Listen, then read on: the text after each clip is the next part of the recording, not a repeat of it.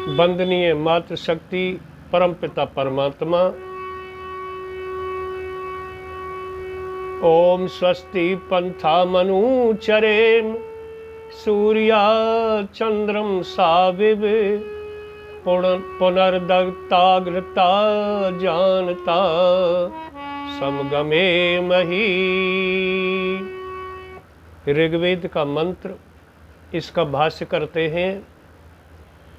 हम परमपिता परमात्मा से इस ऋग्वेद के मंत्र के द्वारा ऐसी स्तुति करते हैं कि हे परमपिता परमात्मा, जैसे सूर्य चंद्रमा सारे संसार को लाभान्वित करते हैं, इसी तरह से हम भी संसार के लिए परोपकारी बने।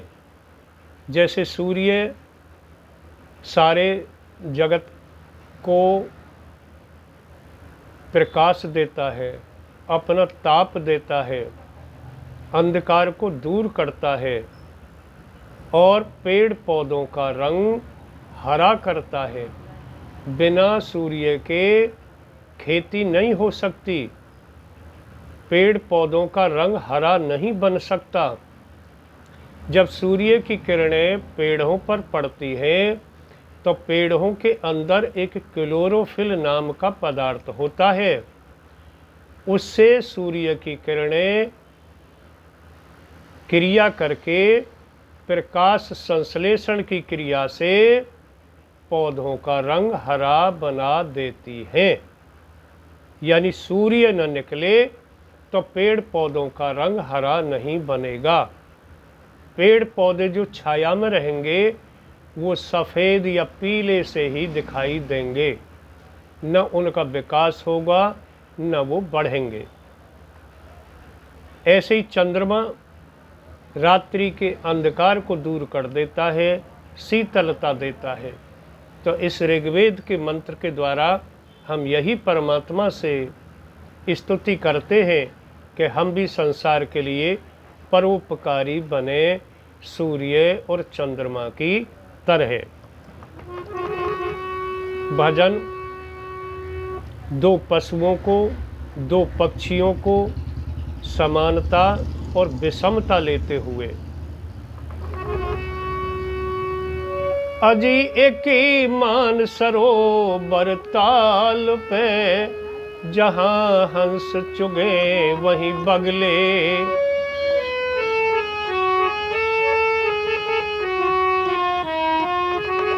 अजी एक ही मान सरोवर ताल पे, जहाँ हंस चुगे वहीं बगले।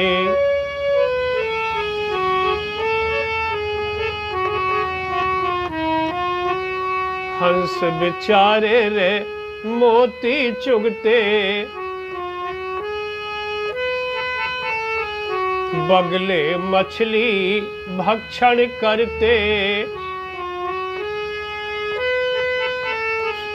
हंस बेचारे रे मोती चुगते, बगले मछली भक्षण करते।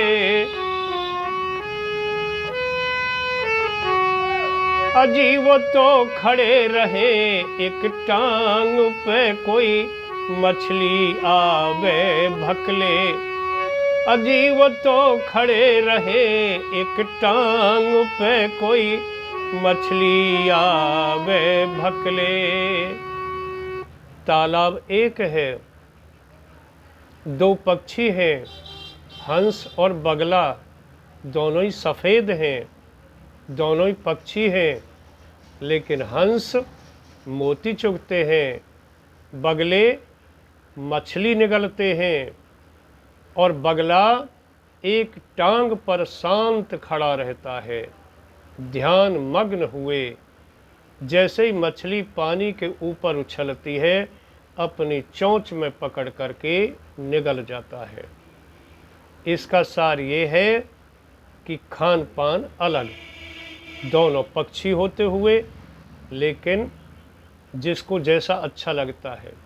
ऐसे ही मनुष्य, कोई मांसाहारी होता है, कोई शाकाहारी होता है, कोई गुटखाहारी होता है, कोई नशाहारी होता है, आदि आदि होते मनुष्य। दूसरी, कोयल कागा एक रंग है, जुदा जुदा दोनों का ढंग है। कोयल कागा एक रंग है, जुदा जुदा दोनों का ढंग है। कोयल की क्या कूक उमंग है, अजीब तो रखती निज गुण ख्याल में, कोए में अवगुण सगले। अजीब तो रखती निज गुण ख्याल में, कोए में अवगुण सगले। दोनों पक्षी हैं, कोयल और कौवा, दोनों काले हैं, लेकिन कोयल की वाणी मधुर होती है, मीठी बोलती है, आम के वृक्ष पर बैठती है, आम खाती है, बसंत ऋतु का आगमन बताती है। बसंत ऋतु में जब कोयल बोलती है, समझ लीजिए बसंत ऋतु आ गई।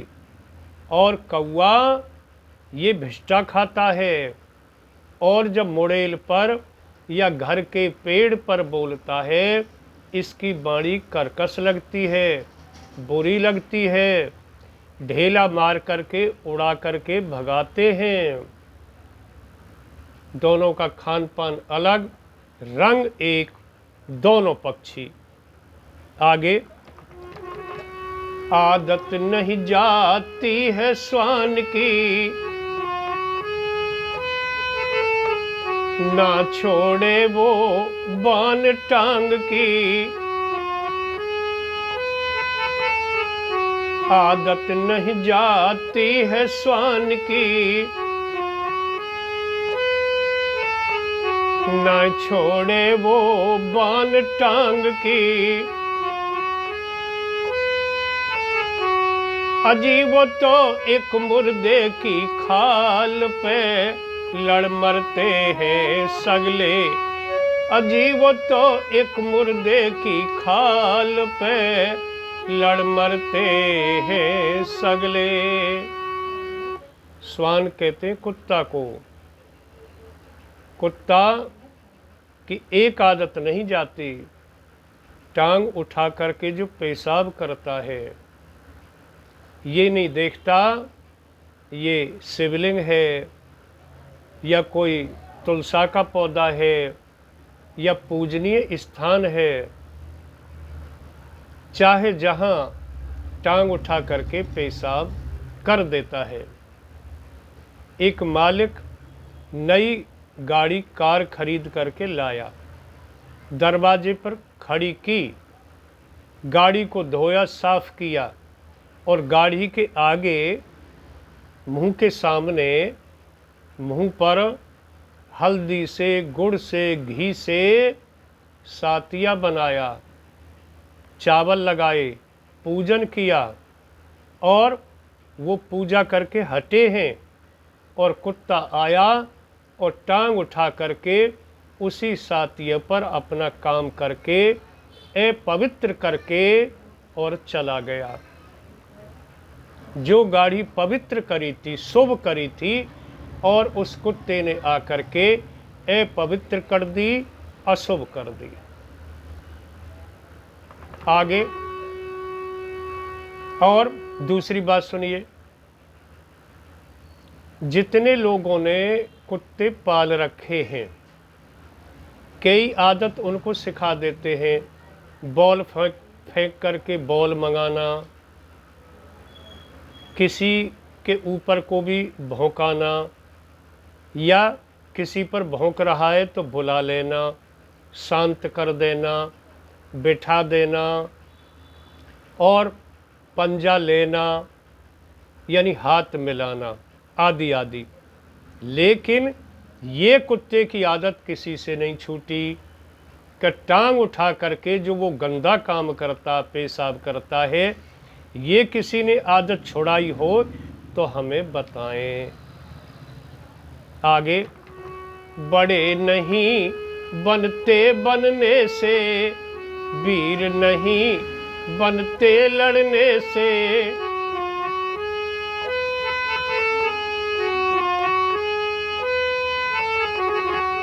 बड़े बनने से नहीं बनते। कोई अपने को ये कहे मैं बड़ा हूँ, तो उसके मानने से, उसके कहने से वो बड़ा नहीं होगा। बड़ा माना जाता है उम्र से बड़ा होता है, जिसका जन्म पहले हुआ हो, या अफसर हो, कोई कर्मचारी हो, या वृद्ध हो, जवान हो, या अधिक पढ़ा लिखा हो, अनपढ़ हो। अब जैसे पुलिस में है, एक एसआई है, एक कांस्टेबल है, तो एसआई बड़ा होता है। मिलिट्री में है, एक सिपाही है और एक कर्नल है, जनरल है, तो वो बड़े होते हैं अफसर। एक से एक दूसरा अफसर बड़ा होता है। स्कूल में प्रिंसिपल है, टीचर हैं, कर्मचारी हैं, एक दूसरे से बड़े हैं, ऐसे बड़े माने जाते हैं। ऐसे वीर घर में लड़ने से वीर नहीं बनते, अड़ोसी पड़ोसियों से लड़ने से वीर नहीं बनते, भाइयों से लड़ने से वीर नहीं बनते, माता पिताओं से लड़ने से वीर नहीं बनते, पत्नी से लड़ने से वीर नहीं बनते। वीर बनते हैं सीमा पर लड़ने से, देश की रक्षा करने से, दुश्मन को मार गिराने से, आतंकियों का सफाया करने से। वीर नहीं बड़े नहीं बनते बनने से,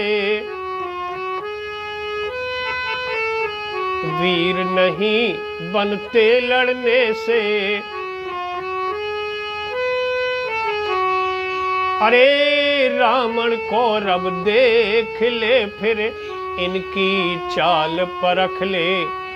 अरे रावण को रब देख ले, फिर इनकी चाल परख ले।